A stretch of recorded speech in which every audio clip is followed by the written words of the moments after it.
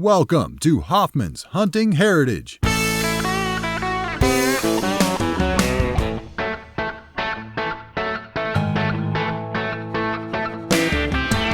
the Great Lakes to the Heartland, from mountains to the sea, there's a hunting heritage in the blood of folks like you and me.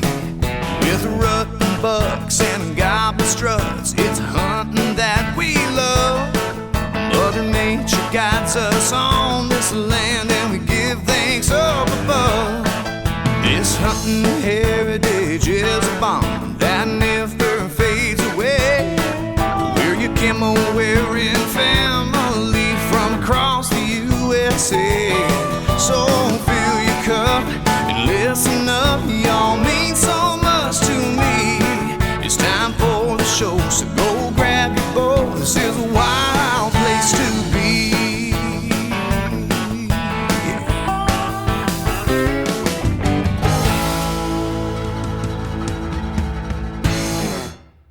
Hi, this is Jerry Widener with Hunter Safety System, and you're listening to Bill Hoffman on Hoffman's Hunting Heritage. Hello, welcome to the Hoffman's Hunting Heritage. This week's episode features Tom Miller of the North American Shed Hunters Club.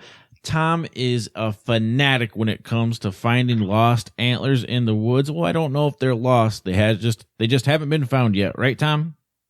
That's right. That's our mission. All right. Tom, I want to thank you for coming on the Hoffman's Hunting Heritage Outdoors podcast today.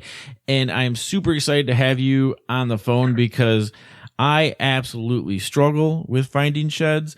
I think, some people just have a knack for it. I'm guessing you're one of those guys. So basically, I want to here in segment one, just kind of give an overview of what your club, what your organization is, and maybe even how it started. And in segment two, guys, Tom's going to give us some tips and tricks, and he's going to make better shed hunters out of us all. Does that sound good, my friend? Well, that sounds good. I'll try and give some tips. Like I said, it's there's a reason they call it hunting. Absolutely. That's a really good point. I've never really thought of it from that aspect with sheds. But Tom, tell us a little bit about yourself and a little bit about the club.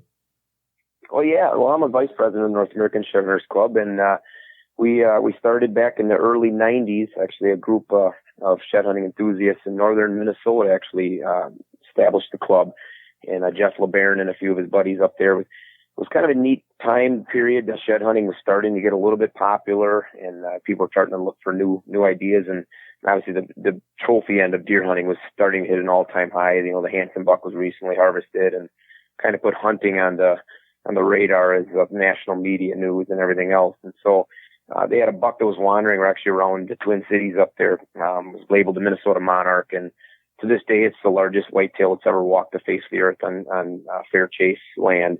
And it scores well over 300 inches. And the deer was never harvested. It wasn't the bull hunting areas at times, but it stayed a kind of a metro buck. And the sheds were harvested several years in a row. And that kind of kickstarted the club. They looked at the antlers and said, why are we not recognizing these as trophy species and everything else? And so they established a scoring system. They got in touch with Boone and Crockett, and we partnered up with Boone and Crockett and Pope and Young, and we used their scoring system and established a record book for shed antlers. And it's really spun off from there. It started out kind of just a whitetail thing, and now it's mule deer, all the species of elk, moose, caribou, your Sitka whitetail or Sitka blacktail, your cows, and then we've actually added antelope into this realm not too many years ago, because antelope actually shed their sheaths every year. So it's growing in leaps and bounds, and we're trying to keep up with it, I guess, is what I could say. Wow, I didn't realize that. Now, I consider one can consider himself pretty lucky to find a whitetail shed, but most of us live in whitetail country, and their travel patterns are. There's things we can use. We know where they hang out and stuff on our properties, but antelope, man, they seem like they just go willy-nilly wherever they please, and wide open country. I don't know if that makes it easier or harder to find. Well, the western states are a little different than us here in the Midwest. Obviously, we have a lot more ground cover. And a lot of times, I shouldn't say sometimes our winters are more severe. Like I said, you and I were talking before the segment here that our winter's pretty mild here in lots of the Midwest here.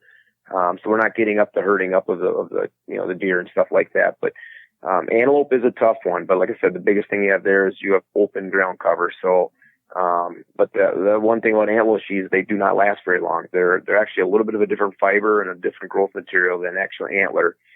Be something comparable like your fingernail or toenail is what they actually compare it to. So once they hit the ground, they don't last very long. Critters get after them very quickly, and obviously the elements of weather really take their toll on them. But it's a neat mission too, and they're obviously not as unique as whitetail, which grow every which angle and every how many points, and your antelope are a little more straightforward, but they do absolutely have their own little trophy charm, that's for sure. Yeah, wow. And I think most of us are pretty much focused, at least on, whitetail. Everybody would love to find an elk, and geez, oh Pete, I can't even imagine finding a moose shed. But with whitetails, so you talked about, having a scoring system and a record book. Well, obviously you're going to need a matching pair, right? Or can you actually enter into your guys' record keeping a single shed? Yep, we actually have a category same both ways. There's single typical and single non-typical, and then there's match typical and match non-typical. And we basically use the exact same scoring system, but obviously we do not give a spread consideration. So basically, if you look at a 152, let's say that's in our record book, a 152 typical, you could consider that an 18-inch spread and say, it's a 170 class deer. So, the spread thing is really up in the air. Guys always say, oh, that one had a 20-inch spread or this or that, but it's really hard to hold those antlers. And I said, if you've looked at enough whitetail over the years, they grow straight up, they grow straight out. It's really hard to, some have asked us to give a spread consideration. I said, that's the little element of surprise there that you never know what that deer had for it with. And like I said, we do the deduction side to side, just like Boone and Crockett does. So you are looking at a true net score, minus its spread consideration. Excellent. Now, I've always been a big proponent of the trophy is in the eye of the beholder. But when it comes to, sheds, I think finding any shed is a trophy. But what are your guys' minimums as far as record book keeping? 60 is the minimum for typical. And then 75 is the minimum for non-typical. So that's for singles. And then obviously you just double those to get your match scores. So, 120 inch, so some have said the minimums are a little lower than they should be. And I said, well, you're obviously in a better place than a lot of hunters are. Yeah, really. We always use, that's where we kind of tie in Pope and Young. And like I said, a 60-inch shed is 135 to 140 inch whitetail, and that's a pretty good sized deer, and especially in a lot of areas. And we always say it's better to give credit to all that we can instead of trying to discredit a few. So. Absolutely. Now, if someone wants to find out more about the North American Shed Hunters Club, where should they start? Well, our most active area right now is Facebook, and it's crazy how that social media network has spun off, and we're tied up with several other shed hunting groups on there, and there's about 50 to 60,000 members between our group and a couple other shed hunting groups that are kind of tied together there. So if you go to our Facebook page, you can find everything about our club. We do have a website that's under construction right now. We're hoping to have that up here in the next week, but it's Shed Antlers, www.shedantlers.org. The nice part about our website is you can download score sheets. There's a list of all our scores on there. And we try and keep a fairly updated list of all the shed entries that are in the record book. We keep our top 10 list on there and things like that. So you can kind of see, if you do find one, you can kind of give a comparison. It's not the most current listing on there, but like I said, we give you an idea of kind of where you rank in the world. It's not just it's not broke down by state, but it's broke down actually by North America. So that is really cool. And then to make your guys' books, is it I'm just assuming here, and no judgment if it's not. Just an honest question. Is it just wild deer, not pen raised? No, we there was a time they tried adding in a high fence category to our record book, and I think it was originally it was done to basically keep those antlers out of our record book. Mm-hmm. Keep them separated. And but we have chosen the board 3 years ago did vote to eliminate that category completely. There is a preliminary listing that's in our files from entries that did come in. But going forward, we are all about promoting fair chase, and we are not an advocate at all of the game farms and the pen raised deer. It's just, I think it's created a lot of issues with the trophy end of things, and it's had its place in time, but I hope it's on its way out, but it doesn't seem to be at this time. But some people are really advocates for it.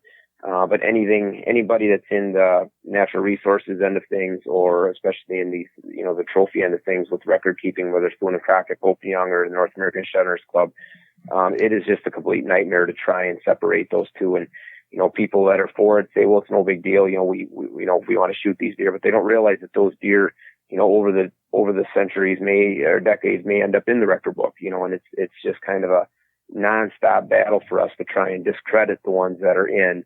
And all that does is basically take credit away from the ones, that are true fair chase deer. And so, like I said, when you try and compare a 70-inch whitetail shed that's fair chase to a 130-inch non-typical right 10 raised deer, I mean, and like I said, some of these deer that they're raising, the stuff they're putting in these, the hormones and everything else, and the steroids and everything else to try and get them bigger and bigger and bigger, are really, really making a mess of the trophy end of things.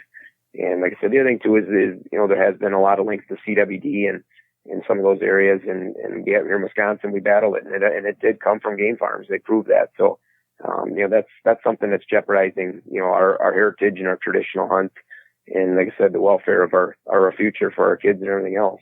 Yeah, man, we are right on the verge of that ourselves here in Michigan. They just found 2 more pen deer that had CWD tested positive. But getting off of that, kind of getting back to not necessarily what you're against, but what you are for, you're going to share some tips in segment 2 on how to find sheds. But before we get there, I want to know, what is two questions here. What is the record shed in your guys' organization or matching pair, and what's your best personal find?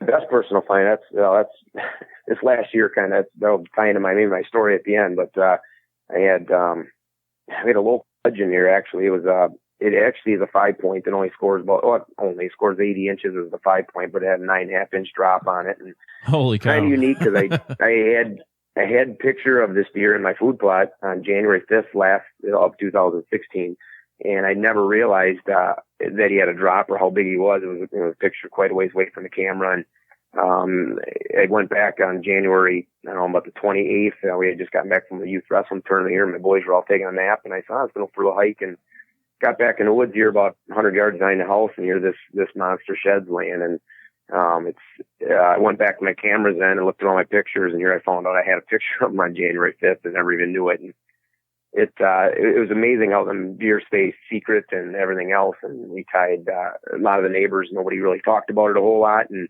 about a week before this deer season, pictures of this thing started circulating through all the text messages and everything else. And everybody in the neighborhood knew about this thing. And an older guy did shoot him this deer season, and on the last day at 3:30, about an hour before light ended. So, I haven't scored it yet, but he's going to score about 215 to 220. He's got drops. He had 3 drops on him this year. And, wow. So that's by far my best find. And, like I said, it's kind of neat that you never know what's in your backyard. And here I had this thing laying and this thing in my yard, and never even knew he was back there. But the crazy part is that deer was shot 4 miles from my house. Wow. So it's crazy how far they travel and everything else too. But the Minnesota Monarch is still our top deer in the record book. Yep. Scores well over 300 inches, and I think that's been kind of the standard. And it's really neat to think that deer has held up to all these years of shed antler hunting and actual deer hunting too.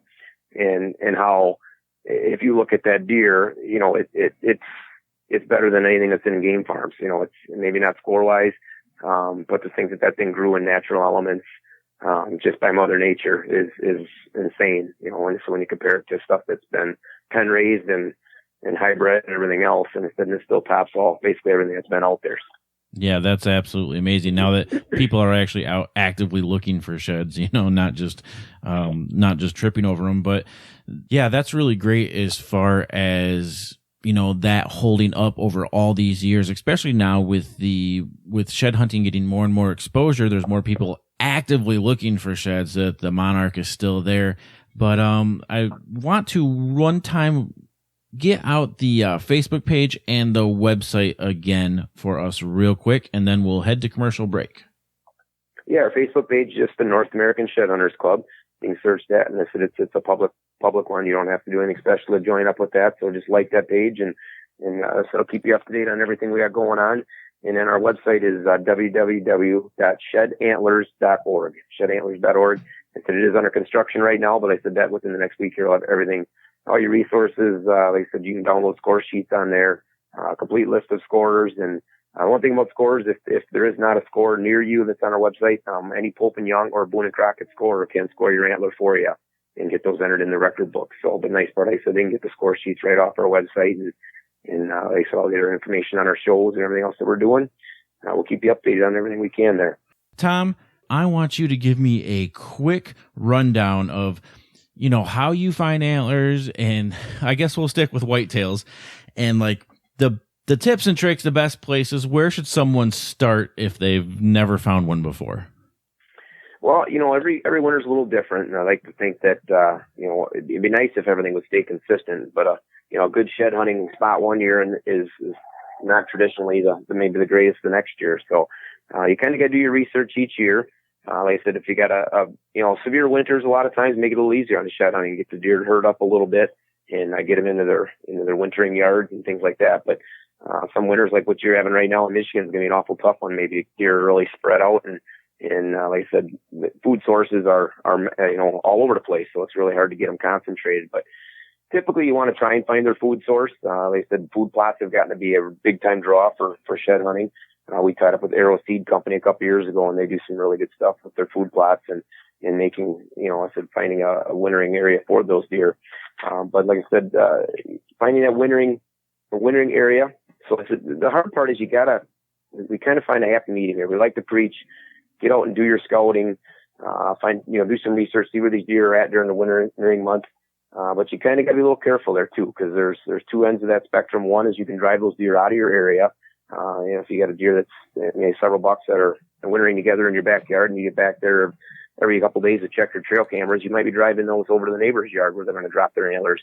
And the other part is pressuring these deer. I know some of the western states really have some issues, and they actually implemented some shed hunting seasons where you can't go into some of these areas till May 1st, basically to try and protect the elk and things like that that are getting harassed by these, obviously antler enthusiasts trying to get after it before everybody else does. But like I said, the big thing we look for is try and find that food source. And, traditionally in the Midwest here, we have fairly severe winters. So your deer are not going to be traveling whole great distance, during shed season. So if you can find their food source, find a bedding area close by, which is typically a southern exposure, tops of your bluffs are great areas. Anywhere, like I said, southern exposures are the big thing. They get the thermals are a little better than the north faces. And a lot of times you'll get your melt off a lot sooner in those areas. But if you can find that food source in the bedding area, and then work your trails in between. The one thing I always say with the trails is your bigger bucks will not run your main trails. And so you try and find those secondary trails that are basically coming from the same place and going to the same place.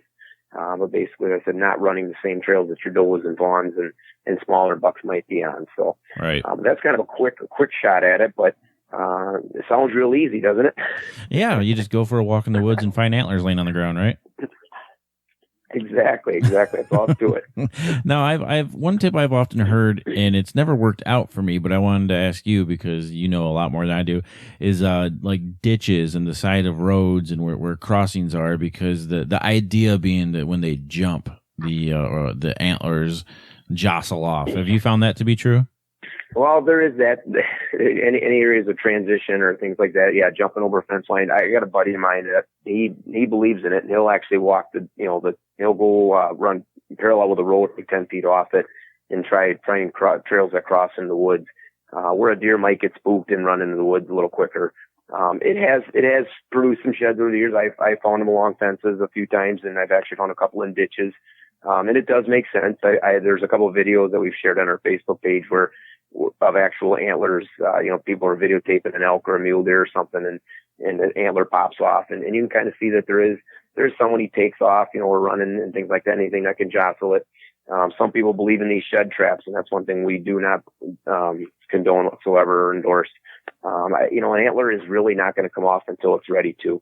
And so it's, anything you're going to do to try and promote that antler to come off earlier is probably not in the best interest of the animal or you. Mm-hmm. So, but like I said, it's, I don't know, the one I will say that you got to live with, and it sounds like the stupidest tip ever, but it's you got to look at the ground. And we always do it in our seminars and stuff. Where we get to the end and we say, we got the best tip for you. You got to look on the ground, and everybody laughs. And but it's so true. When you're in the woods, you're always looking up in the distance. You're looking off and what the neighbor planted in this cornfield, or we're on judge this field, or where's a good spot to put a tree stand up, or look at that trail way up over there. And it's like you got to be looking at the ground, and you got to look close to you. And it's don't look off in the distance. Antlers are tough to see, and they really blend in, especially here in the Midwest with all the ground cover. So you got to be looking at your feet, 5-6 feet in front of you. Wow, yeah, that's it's a simple tip, but the whole keep it simple, stupid, the whole KISS acronym exactly really comes into play. Have you had any luck or the opportunity to be out with a dog who's been trained to find sheds?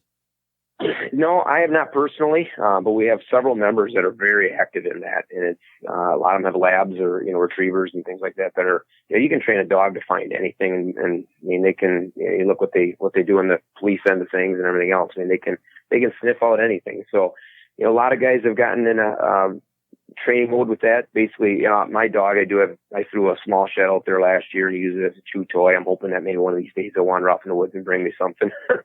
Probably not going to happen, but like I said, Coleman is Doug Coleman, Doug and Tammy out in Idaho. They actually did a video on it a few years ago and promoted it big time. And it's a pretty simple concept. They basically take their dog out and they keep treats with them. And if they find an antler, they bring the dog to the antler. And as soon as the dog recognizes it, they give him a treat. And it doesn't take them very long to realize what they're out there looking for. And they've had great success. They had a dog named Cowboy that's actually in our record book, because they felt every time Cowboy found an antler that was in the record book, they should put it in his name. So we got a couple entries in our book under Cowboy Coleman, which is actually their dog. Nice. So, but it's got, I said a lot of these guys are bird hunters and things like that, so they're trying to get their dogs active at this time of year, and anything to get them, give you an activity to do with your dog is a great thing to have. Excellent. As we were getting ready to wrap up here, I just I got one more question, and I know it's going to vary from year to year. I know that's going to be your answer, but are there any environmental factors that really go into when the bucks shed their antlers? Oh my gosh. That if anybody ever figures that out, tell them to call me. There is just, it's crazy because we got deer that are dropping antlers, late deer season. We had some late bull season here. We had a couple guys had antlers fall off when they were dragging them out. And I will tell you that if you ever shoot a big one late season, don't drag it out by its horns. But, and then, like I said, right now we got, I would say 70% are off here in Wisconsin, which is very early, to have that kind of percentage off, what guys are telling me anyway. And they said, well, we'll have deer carrying them into April, certain deer. And it's why one deer will drop in December and another will carry into April. I have basically found too that a lot of times ones that shed early maybe have been stressed a little more. Mm-hmm. Food, a rough winter will sometimes kick them in. Obviously we had the ice here in Wisconsin, so that may have contributed to it. I truly believe there's something to the age factor of the deer. You have fawns that are born real late, and you get other ones, you get that second rut always in December here in Wisconsin, and it'll force, some late fawns to pop in May and June. And so I think that might make a little bit of a factor. But the other one that I really do tie in a lot is the rut pattern. It's a testosterone thing that basically tells the deer when to drop their antlers. And so, you got that late rut here, in the Midwest a lot of times, and the does that come in to eat that didn't get bred in the end of October, beginning of November, they come back in to eat in December. So, if your bucks go back into another rut cycle, I really think it's going to push their antlers getting dropped later on. So, but there's a lot of key factors there. Like I said, age of the deer, stress of the winter, injuries can a lot of times contribute to it. But I said to try and find one factor that really dictates it. And I don't know if a deer that drops early one year will drop early the next year. That's one thing the guys have tried to study and figure out too. But there just seems to be no consistency to it whatsoever. Wow. Yeah, I didn't know if, if it depended on what they're eating or if you could tie it into like the acorn crop or I'm sure there's plenty of theories, but heck, if you can't tell us exactly when the rut's going to start, then I guess it's not right to tell us exactly when they're going to drop their antlers. Yeah, exactly it. Well, as we're drawing here to the end, Tom, I want to thank you for coming on the show. I've certainly learned a lot, and I know my listeners have as well. Tom, you shared with us your, I usually have a campfire story. You shared with us that in segment 1 about finding the huge shed in your backyard. What else do you guys have coming up on the horizon for the club? Well, it's kicking off our show season here. Obviously, spring of the year is always when a lot of your hunting shows take place, and we're pretty excited. Our first show of the season here starts on Friday, where we have the Kansas Monster Buck Classic down in Topeka, Kansas. One of the things we do is we try and find half dozen shows each year around the country that we can take part in and basically run a big shed contest and help out with the scoring there and try and promote our end of things. But so we'll be at the Kansas Monster Buck Classic this week, Friday, Saturday, and Sunday in Topeka, Kansas. And then the Iowa Deer Classic is always kind of our premium show. It was one of the first shows we ever did when we took over the club. And that's always the first weekend in March. And this year we're actually heading to the West. We're going to try and do the Cody Outdoors Show in Cody, Wyoming in June if things work out. So we'll keep you updated on our website with all the things that we got going on. Our great sponsors, Covert Cameras and Shields Sports Show and Sporting Stores, and along with Arrow Seed Company. They help make things possible for us here on the road. Like I said, if it's a place we're going to be, we'll be on our website and on our Facebook page. We follow things very well that way. And if you got a show coming up that you'd like to have the North American Shutters Club attend, don't be afraid to drop us a call. Email and contact numbers all on our pages there, and see if we can get something worked out and get your way. That is absolutely awesome. It'd be really cool to see you guys up here in Michigan one day, and I'll make sure I stop by the booth and spend some time with you if you ever make it across the lake. That would be awesome. Yeah, that'd be great. So real quick to wrap up, you've taught me so much. I'm going to give you a little bit of shed hunting trivia. Don't know if you knew this, but in Michigan, it is technically illegal to pick up a shed and keep it. To pick up what, did you say? To pick up a shed and keep it. It is technically in Michigan, by the books, it is technically illegal to possess any part of an animal that you didn't tag. So you didn't kill the deer, you didn't place a tag on it. It is illegal to possess any part of that animal. Now, that being said, the DNR has openly come out and said shed hunting's fine, guys. We're not. You were throwing me there because I know. Yeah, it is basically in North America. There's no place that is illegal besides your national parks is the only thing. Right. Like Yellowstone and some of those areas, you can't obviously pick up an antler. Yeah. So if you read the law as it's written, it that law is made to protect like turtle shells and hawk's talons and stuff like that. The antler shed, since it's it falls off naturally, it's a byproduct of so the DNR here in Michigan does not care, but by the letter of the law, technically, it's funny. I don't know why they don't just change the law. But they're just we might have to make a call to them and try and get that changed for you guys over there. Yeah. It's not a big deal, because you're not going to get a shed antler illegally. You're gonna so but we've always kind of laughed about that here. So I say that around my hunting circles a lot of time, and I'll mess with people too. Like they'll look at this shed antler I found. And I'll break out the rule book and I'll be like, "You're a violator," and just a look on their face, and then I tell them, "I'm just kidding. You're fine. Don't worry about it." But well, we do, like I said, we do expect that we should have several record book shed entries coming in from Michigan this year. Now with all this great information you and I have given out today, so yeah, exactly. And if someone wants no pressure on you guys. No problem. Again, guys, check out their Facebook, check out their website, North American Shed Hunters Club. Tom is the vice president. Thanks for coming on the show, man. Oh, thanks for having us. Like I said, give us a call anytime, and if we get any big news, we'll get it your way. Awesome. And I like to end my show the same way every week. I tell people, especially now, get outside. It's a wild place to be. We'll catch you guys next week. Thank you for listening to this episode of Hoffman's Hunting Heritage. Get outdoors. It's a wild place to be.